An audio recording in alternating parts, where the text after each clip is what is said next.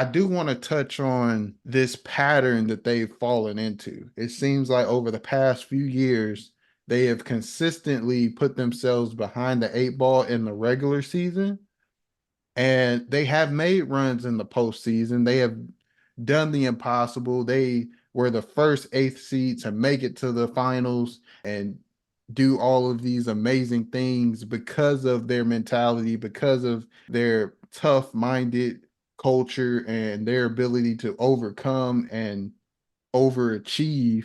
But it does come to a point where moving forward, how can we not put ourselves in that position where we have to do that? How can we not put ourselves behind the eight ball?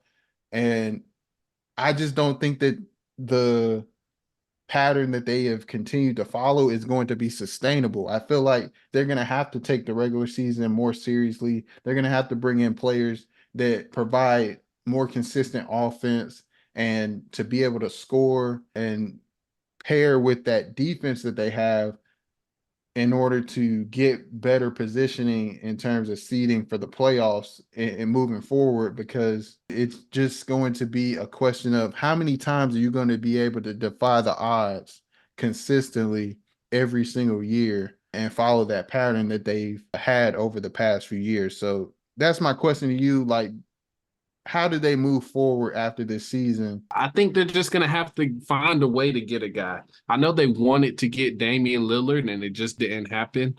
But without those guys, you're gonna continue to be referred to as the Heat culture, always having people refer to your tough mentality and gutting out wins and grinding.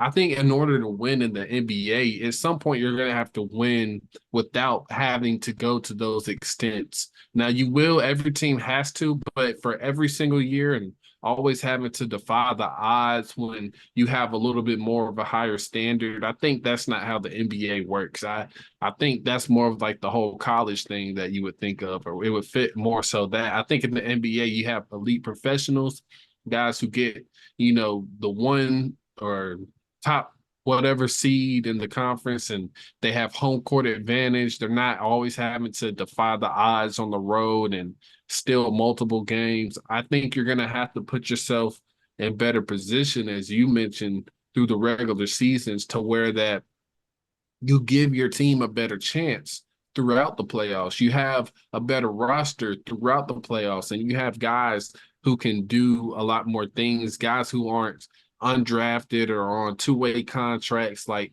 at some point, you're going to have to really put some talent together, because if you could combine that with the culture that you have and the hard work and tough nose stuff, then I think that's what can put you over the top. Like if I were them, I'd still be trying to go after Dame, because we've seen a lot this year where Dame doesn't necessarily look the same with Giannis out there, but when Giannis isn't there, we see Dame really be able to look like his true self. And I think if he's able to be in a role like that, and like the Miami Heat are with surrounded by those guys, I think that they could really be a bigger threat in the East, especially in the Eastern Conference. Like the Eastern Conference is compared to the West fairly weak.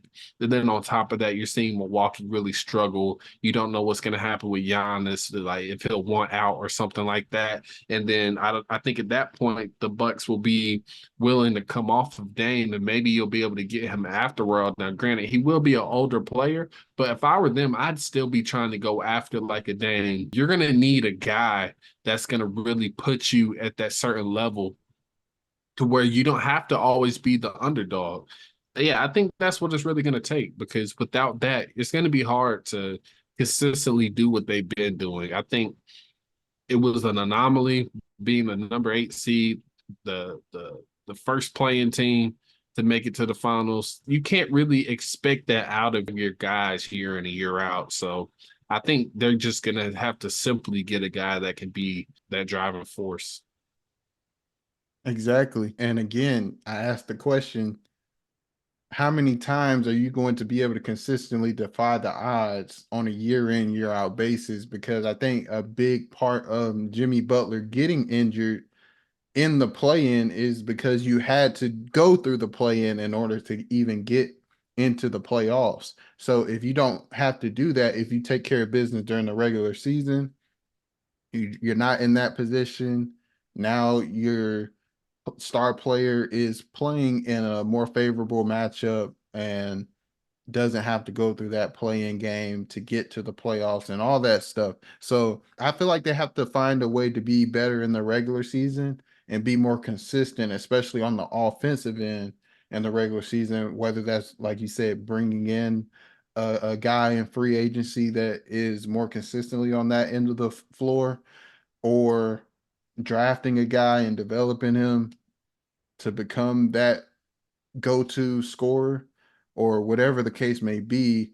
We all know Jimmy Butler is capable of doing that, but he just doesn't seem to have that same intensity in the regular season that he does in the postseason. So it's going to be interesting to see how things shake out, not only in this series, but as they move forward into their future plans of the franchise. And I think it's something to keep an eye on because, like you said, if they're able to get a guy that is talented enough to be that consistent go-to guy on the offensive end, paired with that culture that they have in that organization, who knows what can happen, man. I mean, we've seen Mhm. it with LeBron and his crew, so we know that there is greatness there, and they Yeah. have proven that. And I don't want to act like they are chopped liver or anything like that, because they have defied the odds in the past. We want to give them their full respect. Coach Spo, one of the best coaches in the NBA, one of the best coaches of all time.